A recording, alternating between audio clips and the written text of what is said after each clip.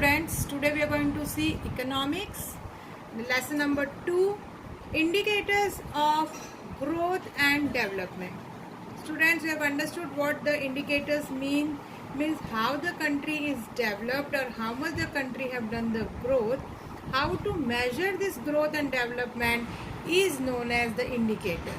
With what criteria is considered for the measurement of growth and development of every country is known as an indicator of economic growth and development.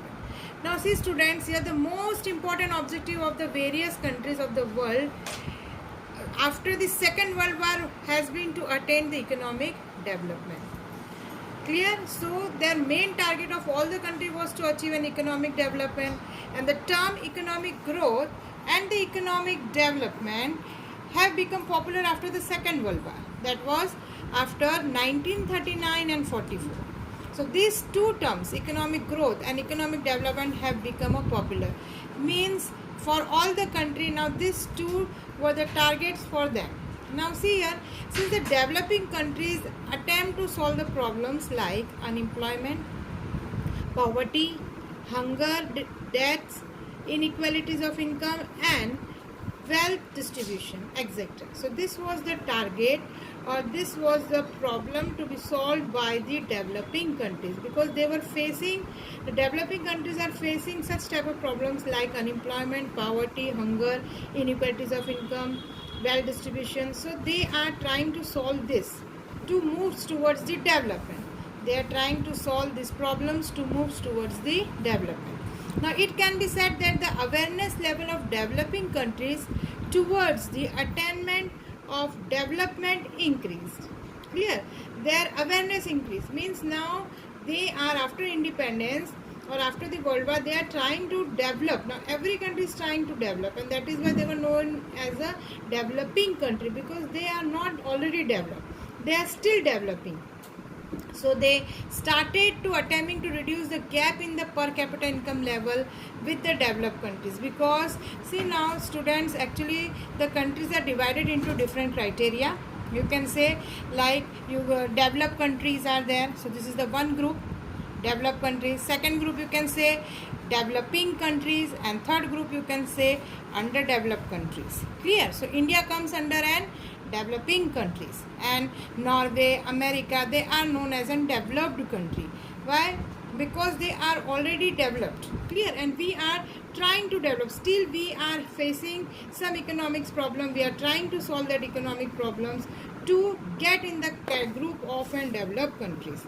So here it is given that it can be said that the awareness level of developing country towards the attainment of development increased since developing countries started attempting to reduce the gap in per capita income level with the developed countries and to increase the standard of living through economic development. Students, every country main target is to attain the national income, to get the higher national income.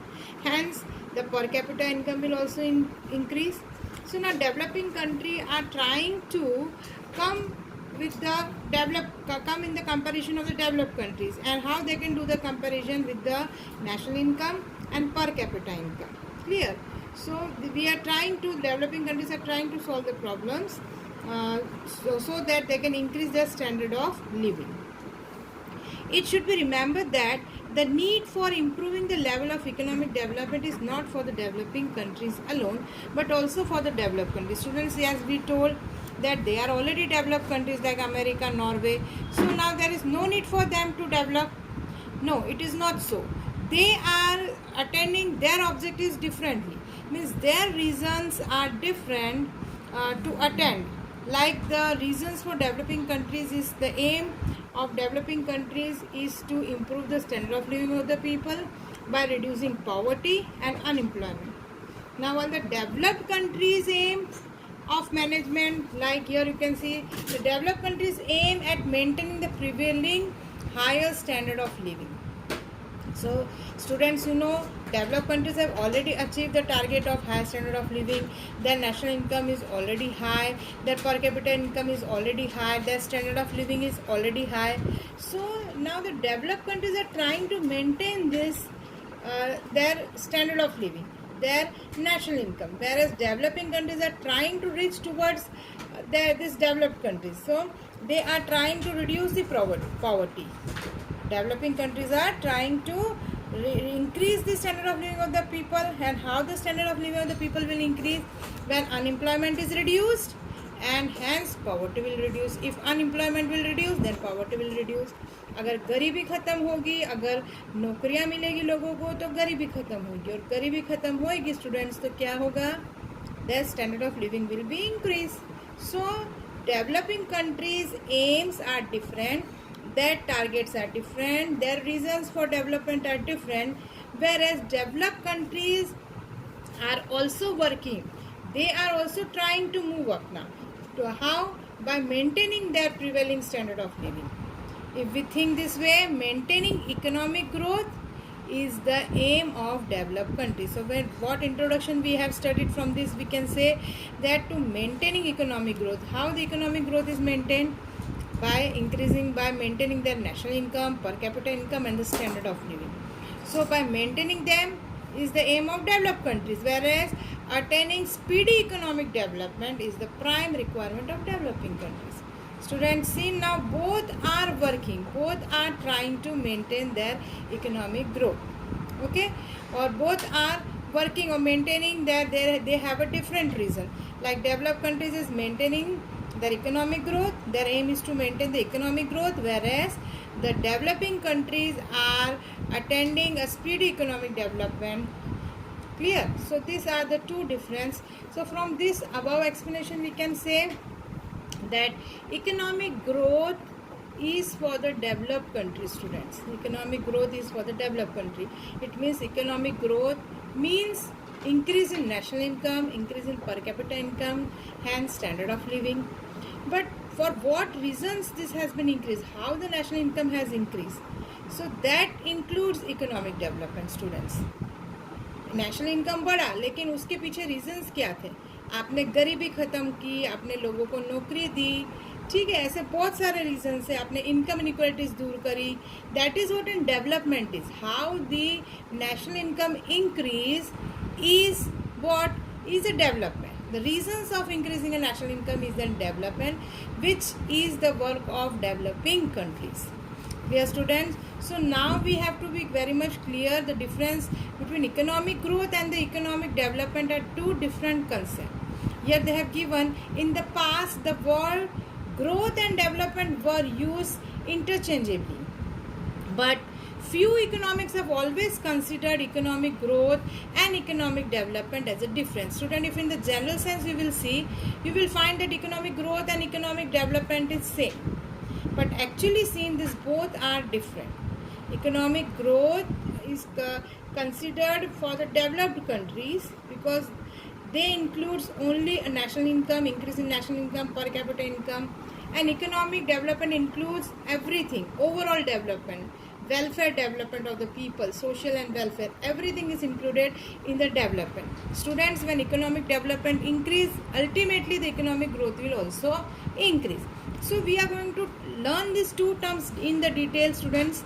This was an introduction part. Here it is given that according to Professor Mrs. Ursula Hicks, the solution for the economic problem of developing country is economic development. See, to solve the economic problem for the developing country, अगर developing country कोई economic problem को solve करती है तो हम उसको economic development बोलते हैं. It means economic development is for the developing countries. Again I am telling you, economic problems, to solve the economic problem of the developing country is a economic development. For a developed countries it is a economic growth. और जब हम कोई भी develop country ने किया तो हम उसको बोलेंगे वो इकोनॉमिक ग्रोथ है. Clear? Because they are only trying to maintain their higher standard of living and they are going to develop in the other areas. Now they have already solve this small problems which developing country is still solving. Clear? So now this was an introduction part. So in this term they have only explained you that economic growth and economic development are the two different concepts, and every country is moving towards whether it is a developed countries or developing countries, they are trying to achieve the economic growth and economic development. That was been studied in the introduction part. Now we are going to see the first point. We are going to clear the concept now clearly, that what is an economic growth. Clear? So growth means economic growth. Clear? Growth means economic growth. They are not talking about only growth. Growth means एक child की growth होती है, एक झाड़ की growth, not that growth. They are talking about an economic growth. So economic growth relates to the long run. See, it doesn't mean for the short time your growth is there, for the country growth is there and it stops. It is not so. So the growth should be for the long time, for the long run. It should be maintained for the long run. So economic growth relates to the long run, increase in the total output of the economy. Students, if total output increase, it means they are talking about a national income increase, then ultimately the per capita income increase. So economic growth talk about the long term increase, and the second point is in increase in the total output of the economy. Total output of the economic means GDP. When you are going to multiply in the terms of measurement, it is a national income. So to increase, economic growth relates to long run increase. This is the first point, and that increase of total output. Second point, now in economic growth there is a continuous increase in the real national income. It comes now, as it is told here, increase in output. So ultimately it is they are talking about an increase in the real national income. So in economic growth there is a continuous increase in the real national income, and if national income increase means ultimately they are talking about a per capita income also. Student, you know what is a per capita income? Per head income. When you divide the total national income by the total population of the country, you will get per head income. यानी हमारे देश में एक जने को कितना मिलता है. Actually it is not so that whatever per capita income is there, every citizen will get that per capita income. That is an average you are take out in. Clear? So dividing, and because our national income is not distributed equally. Students, हमारी जो national income है, देश की income है, वो equal distribution नहीं होता. But when we find the per capita income, we divide the national income by the total population. Clear? So we get a per capita income. So the economic growth is talking about an increase in the continuous increase in the real national income and the per capita income. So students, we have studied 2 points here. First we have studied growth relates to long run increase in the total output of the economy. Second, you have seen it is a continuous increase in the real national income and per capita income. Such growth is possible. How it is possible now? Such growth is possible due to the increase in the supply of factor of production. Students, just for the, and it means they are talking about only an increase in the supply of factor of production. There are 4 factor of production, students: land, labor, capital and entrepreneur. So they have to just increase this. They have to increase their capital, they have to give the land, laborers, entrepreneur, only they have to increase this ability, and naturally their productivity will increase. If productivity will increase, then national income will increase. If national income increase, per capita income will increase. So the work of developed countries, it means they are talking about the developed countries. Students, as we have studied in the introduction part, that economic growth is only related with the developed countries. They are talking about a developed country. It doesn't mean that developing country cannot achieve economic growth. They can achieve this through the development. Naturally, if they are going to develop, so economic growth is ultimately increase. मतलब अगर कोई भी developing countries ने workout किया, मेहनत किया, development की तरफ बढ़े, तो उनका नेशनल इनकम तो बढ़ेगा, एंड नेशनल इनकम बढ़ा, that means an economic growth, increase in economic growth. So now here when we are talking about the developed countries, they have to just increase the factor of production. They have to increase the factor of production, and here are the 4 factor of production and their ability they have to increase. If they are going to increase this, ultimately the productivity will increase. In short, it can be said that the supply of factor of production, their availability, productivity and efficiency tends to increase leading to continuous increase in the real national income. So this will lead to continuous increase in the real national income. As I told, if you will increase the supply factor, naturally the national income will increase, and if national income will increase, per capita income will also increase, and thus economic growth is a quantitative change. Student, quantitative means which can be measured in the terms of quantity. So that is why economic growth, they are telling that economic growth is a quantitative change, because it can be measured in the terms of quantities. But how just now I told you that in economic growth we are talking about increase in national income, we are talking about increase in per capita income, and you can measure national income and per capita income in the quantity. Yes, so that is why it is an economic growth. And economic growth shows the increase in output. Again the same thing is repeating, that economic growth shows the increase in output, and national output means GDP, gross domestic product, and when you are going to multiply it with the market price, with the money measurement, then it will naturally be considered as a national income. So they are telling economic growth shows the increase in output and gross national output through which a country economic status is depicted. How the country's economic status is depicted means how much the countries have developed, at what ranking the countries are. Students, we know that all the countries we are giving the, how we can say that Norway is very ahead. हम कैसे बोलते हैं Norway first number पे है, फिर India is still backward, China this way, how we can say that? So because they are by measuring all these things, by measuring national income, by measuring per capita income, a sequence is given, criteria is given, which countries is more developed and which countries are least developed in the sequence. So that is why it is said that economic growth shows the increase in output, gross national output, through which a country's economic status is depicted, how much they are developed. And it also helps in a comparative evaluation of two countries. Clear? When you compare with Norway and America, which is more developed, which is less developed.